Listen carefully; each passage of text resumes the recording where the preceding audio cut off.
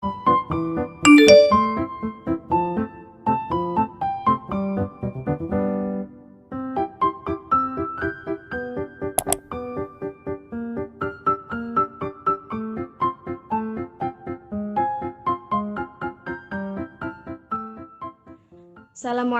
warahmatullahi wabarakatuh. Kami dari kelompok 4 akan menjelaskan tentang faktor-faktor yang mempengaruhi perkembangan. Anggota kelompok kami ada Balkisa Ratunata, Farahnida Maulidia, dan Salwa Hajar. Pada materi ini ada 4 subbab, yakni yang pertama faktor hereditas, yang kedua faktor lingkungan, yang ketiga faktor sosial ekonomi, dan yang keempat faktor kematangan. Yang pertama ada faktor hereditas.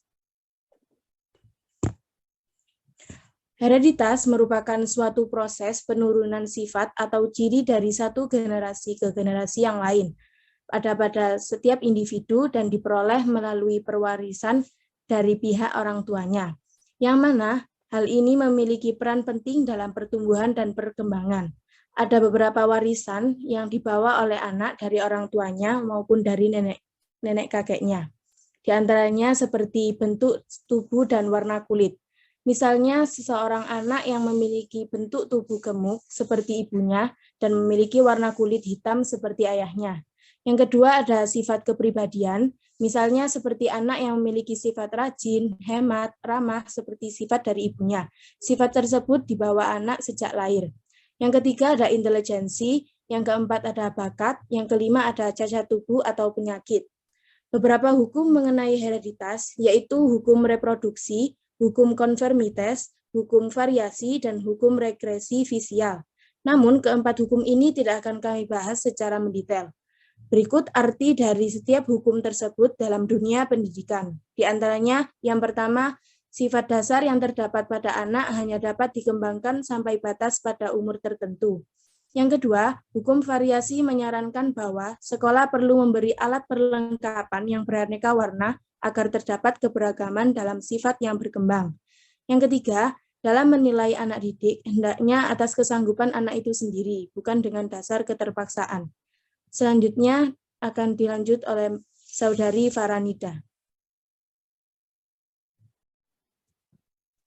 Kemudian saya akan menjelaskan mengenai faktor lingkungan.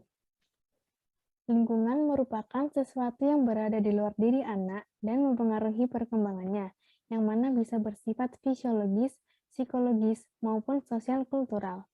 Ada 3 lingkungan yang akan dilalui anak, diantaranya adalah yang pertama lingkungan keluarga. Keluarga merupakan lingkungan pertama dan utama sebagai pengembangan watak bagi anak dalam mengikuti perkembangan pendidikan selanjutnya. Menurut Ki Hajar Dewantara, ada beberapa dasar tanggung jawab keluarga yang perlu diperhatikan, yaitu 1. Dorongan atau motivasi cinta kasih antara orang tua dan anak. 2. Dorongan atau motivasi kewajiban moral seperti kedudukan orang tua terhadap keturunannya. 3. Tanggung jawab sosial sebagai bagian dari keluarga, sebagai bagian dari masyarakat, bangsa, dan negaranya, bahkan kemanusiaan. 4. Memelihara dan membesarkan anak. Dan yang terakhir, membahagiakan anak. Menurut Blomgren, ada 4 bentuk gaya pengasuhan atau parenting pada keluarga, yaitu yang pertama, authoritarian parenting atau gaya asuh yang membatasi antara orang tua dan anak. 2. Authoritative parenting atau gaya asuh positif yang mendorong anak untuk mandiri.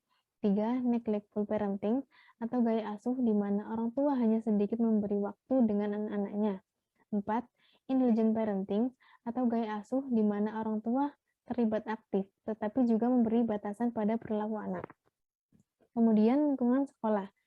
Sekolah adalah pendidikan yang mempunyai dasar, tujuan, isi, metode, yang alat-alatnya disusun secara eksplisit, sistematik, dan distandarisasikan. Konteks sekolah bervariasi sejak masa kanak-kanak awal, sekolah dasar, hingga remaja. Setiap anak adalah individu yang unik, dan semua anak punya kekuatan, kebutuhan, dan minatnya masing-masing. Kemudian lingkungan masyarakat. Masyarakat merupakan kumpulan dari beberapa keluarga yang antara satu dan lainnya terikat oleh tata nilai yang tertulis maupun tidak tertulis, di mana lingkungan ini sebagai tempat pengaplikasian pengetahuan, keterampilan, serta pengalaman yang telah diperoleh dari pendidikan keluarga dan sekolah. Kemudian materi yang selanjutnya akan dipresentasikan oleh Saudari Salwa Hajar. Yang ketiga, saya akan menjelaskan mengenai faktor sosial ekonomi. Faktor ekonomi sosial. Status sosial merupakan keadaan kemasyarakatan yang selalu mengalami perubahan melalui proses sosial. Status sosial ekonomi keluarga didasarkan pada pendapatan dan pendidikan keluarga serta pekerjaan orang dewasa dalam rumah tangga. Banyak penelitian menunjukkan bahwa status sosial ekonomi mempengaruhi proses perkembangan, seperti interaksi verbal ibu dengan anak-anaknya, dan hasil-hasil perkembangan seperti kesehatan dan performa kognitif seperti memahami, menghafal, dan sebagainya. Status sosial ekonomi yang rendah berpengaruh buruk terhadap kesejahteraan fisik, kognitif, dan psikososial anak dan keluarga. Anak dari keluarga miskin lebih rentan untuk memiliki masalah emosi dan tingkah laku. Perkembangan kognitif serta performa sekolah mereka juga lebih buruk. Namun pengaruh tersebut tidak bersifat langsung. Pengaruh buruk timbul akibat keadaan emosi orang tua serta praktek pengasuhan yang dilakukan orang tua terhadap anak. Bagaimanapun, jika praktek pengasuhan orang tua baik, maka perkembangan yang positif dapat berlangsung pada anak-anak yang tumbuh dalam kemiskinan. Anak-anak yang berasal dari keluarga beradab pun memiliki risiko terhadap pengaruh negatif dari status sosial ekonomi orang tuanya.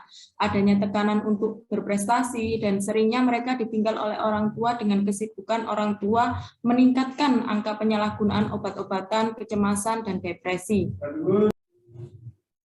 Yang keempat, menjelaskan tentang faktor kematangan. Faktor kematangan.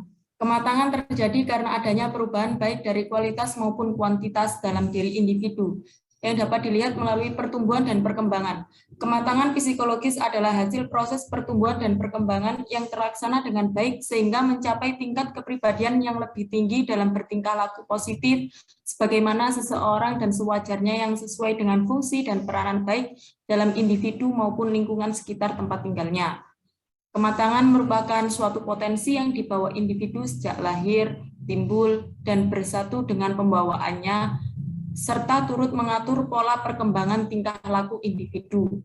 Meskipun demikian, kematangan tidak dapat dikategorikan sebagai faktor keturunan atau pembawaan, karena kematangan merupakan suatu sifat tersendiri yang umum dimiliki setiap individu dalam bentuk dan masa tertentu. Sekian yang dapat kami sampaikan, kurang lebihnya mohon maaf. Wassalamualaikum warahmatullahi wabarakatuh.